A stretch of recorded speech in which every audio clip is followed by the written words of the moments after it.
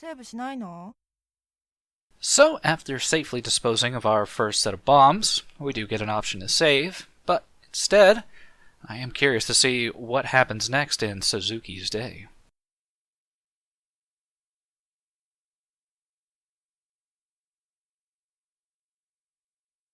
And indeed, we take a pretty large leap forward in the day. And I can only assume if the morning is evident of anything, it's that more than likely Suzuki's day has been fairly tiring and taxing. I can honestly assume that this is probably the only bit of respite she's had, for out the entire day.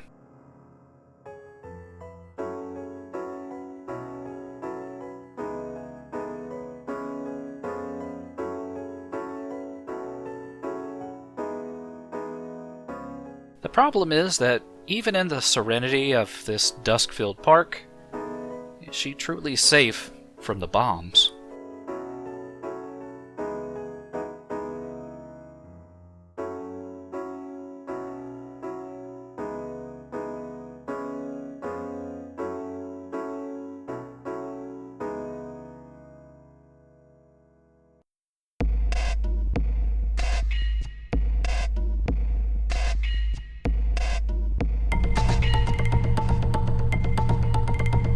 Well, a bit of spoiler alert. No, she's not safe from the bomb. Somehow, somebody has slipped a phone or bomb inside of her phone, and we only have a scant 3 minutes to try to dispose of whatever is hidden away here inside the phone.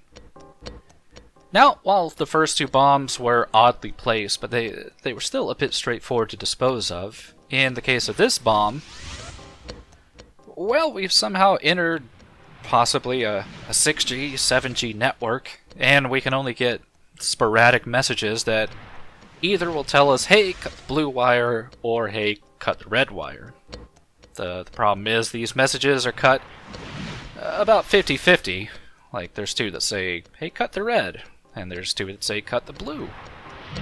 So, it's kind of a... well, we always have a bit of a 50-50 chance of getting this right or wrong, and in this case it's purely up to guesswork, it seems. So let's try to cut the red.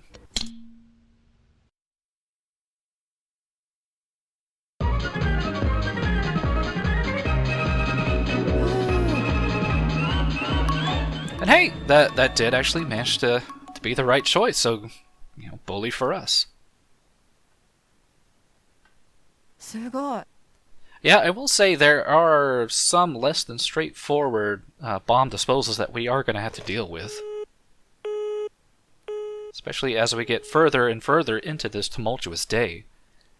Because that is kind of one of the key selling points of the game is... oh, you missed saving. Yep. After your initial opportunity to save, you kind of have to be on your toes to get that next saving option. But, yeah, this entire game takes place in just a single day in Suzuki's life, and even though we kind of ended up at 6 p.m., we do get the option now to go back and forward through the day to basically have a very much non-linear experience.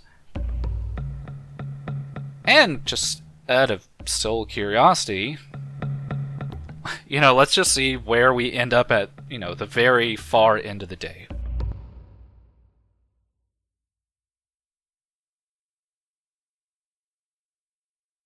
I'm sure it'll be great.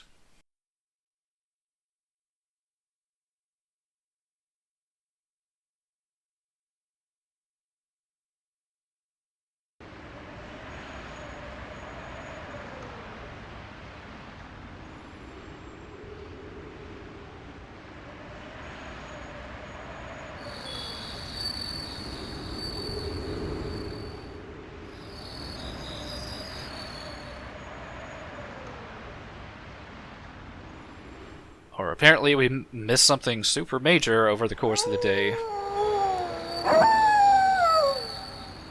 And yeah, I guess the only thing Suzuki has left is just her and the moon, though.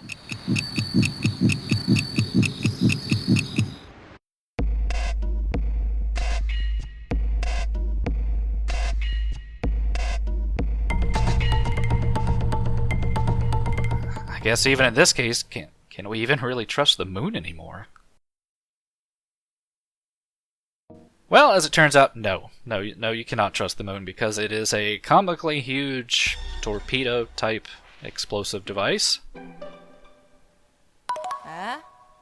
And much like with some of the other bombs, we do find some helpful hints, and sometimes they're just somewhat comedic messages that still, I was able to get translations for some of them, or kind of cobble together some translations, but not for all of them, so...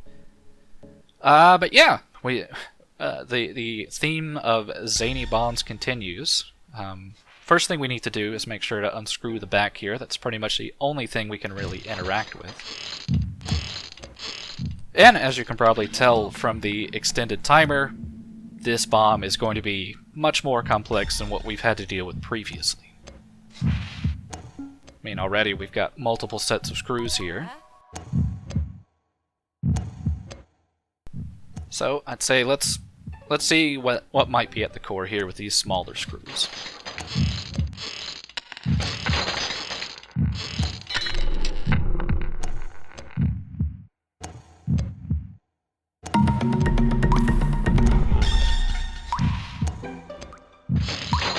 Also, it's always very amazing to me that Suzuki, while a very small Japanese woman, she is able to constrict her body fairly well into some amazingly tight spaces.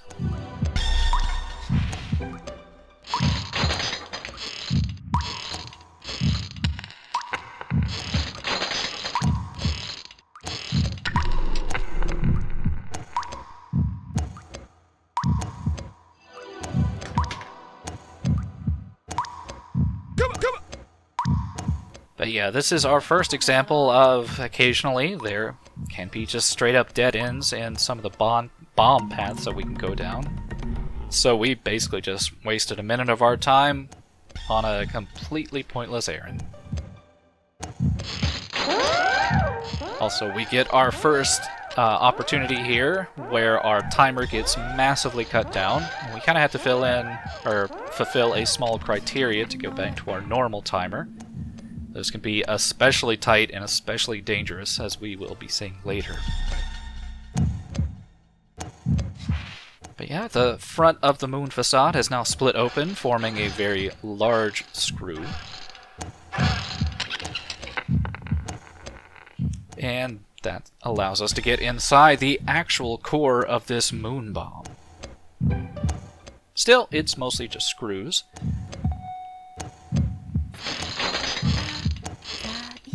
The only real difficulty now becomes, well, you kind of see that cog in the center there that's got its own screw. Well, that's kind of what this message, I believe, indicates, that the moving cogs are going to become kind of important for us to progress forward.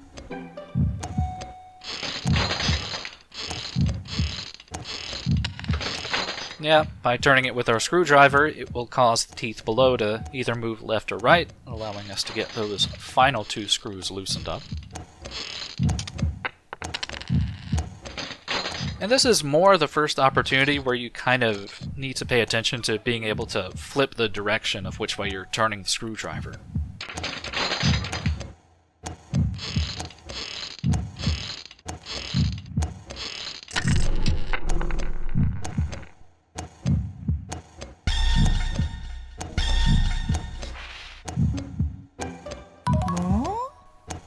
Another quick, possibly helpful, possibly not helpful message. Still, it's early enough to where, they're not trying to throw anything too massively difficult at you. At most here, it's just figuring out, hey, there's now another cog that affects a cog and the set of teeth to move. Also, you'll notice that the very bottom cog, some of the teeth might cover up one of the screws, but it thankfully lines up easily enough to where you can get the right-hand set of screws both together at the same time.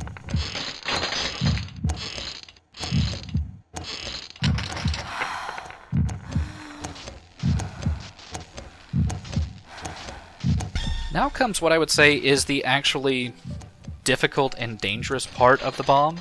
Like, the timer is pretty lenient. As long as you're finding all these screws, it's not really difficult.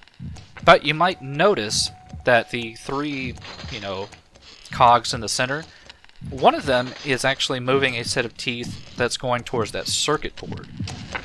And if you happen to move that set of teeth to hit that circuit board, the bomb will just immediately detonate and you will fail. So you have to make sure that you are not turning that top cog in the wrong direction.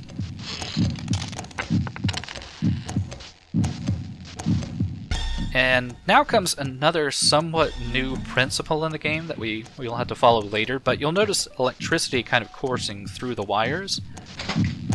We want to cut the wire that does not have electricity going through it.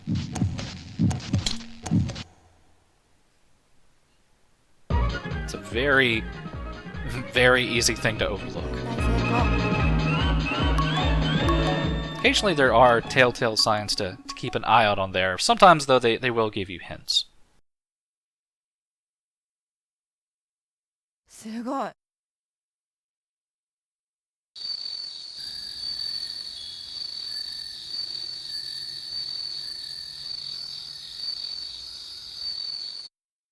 セーブしない？ And with the moon, I guess, overcome and back to its normal mochi state, we are now given another 2 set of time periods or time frames to go towards. Now, I will say that if you go towards the other time earlier on in the split, that will give you another 2 set of times, and we will be covering that later, but for right now, well, we have a much smaller time frame to go within. It only seems to be about 17 minutes or so much earlier on in the day, so yeah, let's take a massive leap back in time and see what was happening earlier in the morning.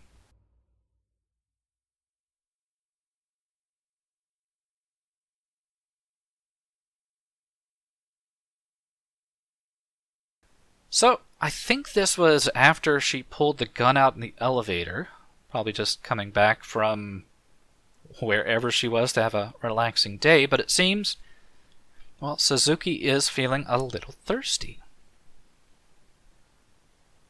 At least that, I believe that's what that message said. And as such, she puts on her finest alligator polo shirt and does what any normal person would do. And she takes a, well, let's say a very extended trip to get something to quench her thirst.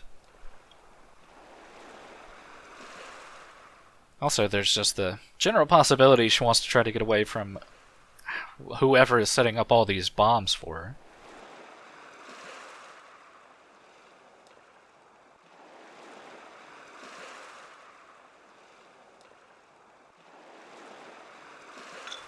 Yeah, just a nice refreshing Coke next to the beach. I swear, nothing can go wrong.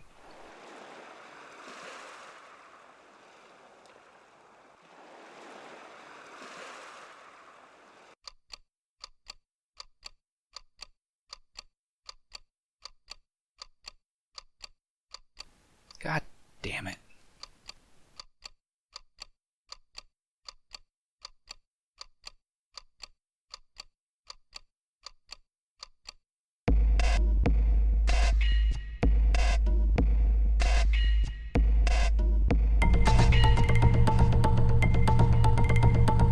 Yeah, even next to this sunny beachside resort, there is just not getting away from, or Suzuki is not getting away from all these explosives.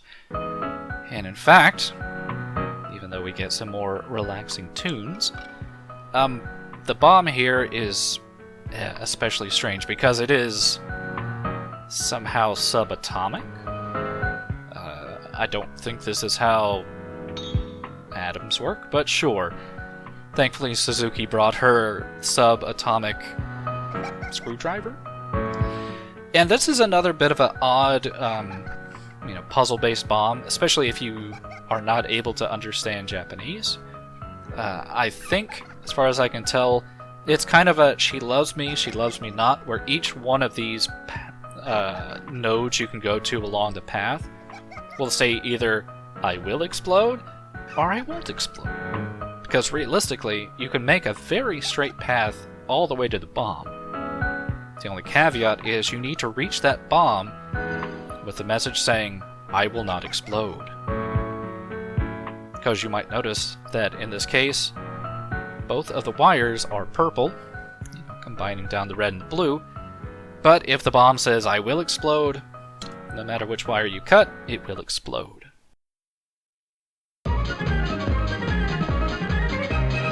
Thankfully, it's not really that difficult to make sure that you land on the bomb with it saying I will not explode. And maybe you can finish out your island resort retreat in relative peace. すごい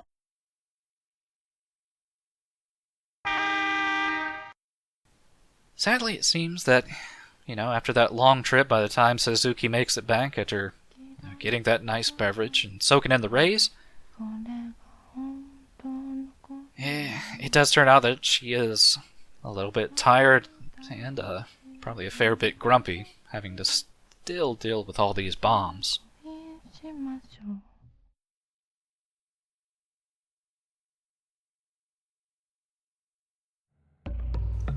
Still, maybe things were a little bit better 17 minutes after the fact.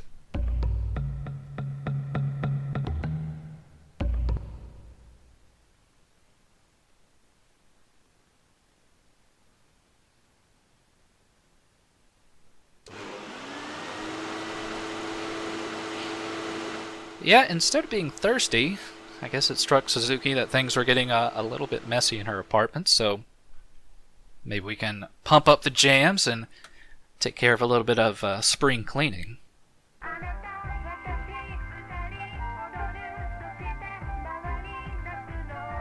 We've got this catchy tune, it's a bit of an earworm.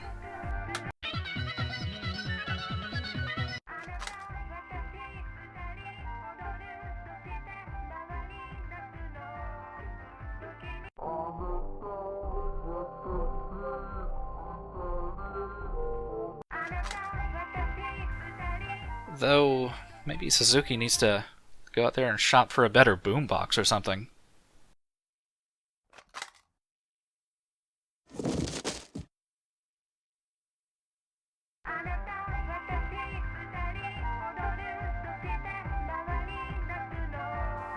Fuck.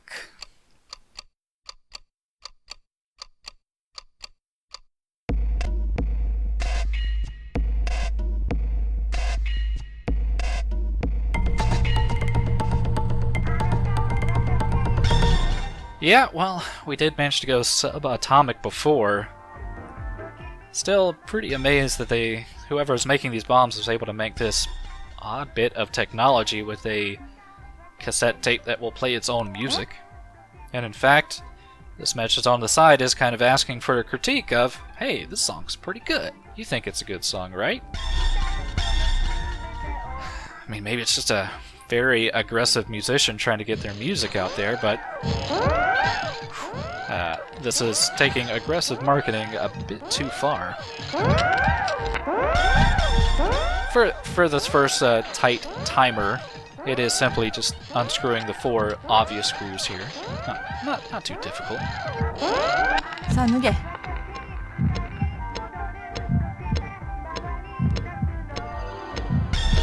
Really, the special gimmick of this cassette-based bomb kind of goes into, I guess, just the general inner workings of the tape itself, in so much as I'm sure we're all familiar with cassette tapes because we were all born in the last decade, but they all have basically cogs inside with teeths, and that's kind of what we had to do here. We had to use this screw to move the cog down to fill in that gap, and it will open up the little door off to the side here.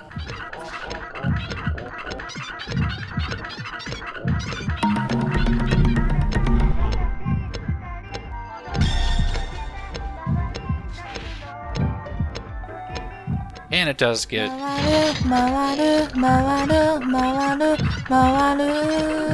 beautiful singing. It does get a little bit more complicated in so much as you can now move set of gear, or the set, like 2 sets of gears to kind of do 2 different movements of the teeth to the right hand side.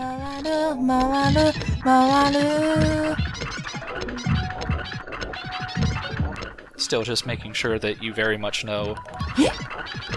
Well, probably at this point there'd be no way for you to progress unless you knew the fact that you can, turn your screwdriver both clockwise and counterclockwise.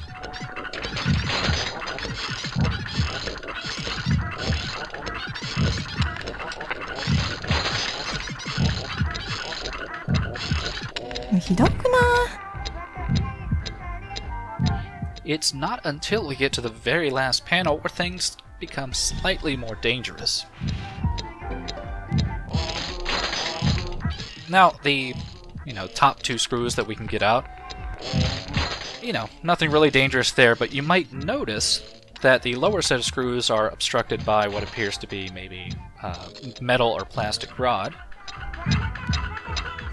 And we can move the 2 sets of gears to uncover both those screws, but you'll also notice, yet again, there is an exposed circuit board with a little trigger. And if you are not very careful and don't, keep in mind that maybe you can stop the rod without it going all the way to extreme left or right, well, that rod can easily trigger that circuit board.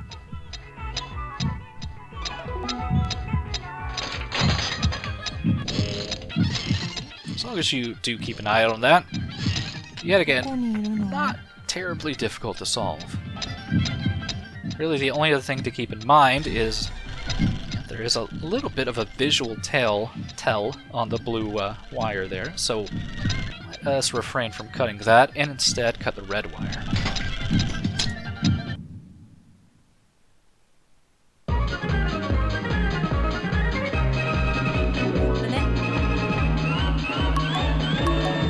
And there we go!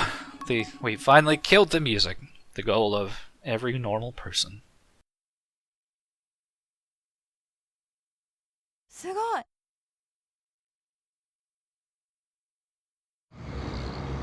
すいません。 And as just a final cap to our night, Suzuki does head to the local convenience store with a somewhat humorous incident where, as far as I can tell, she does end up finding out that her boombox just has completely dead batteries. But yeah, hopefully you'll join me next time as we continue to defuse bombs.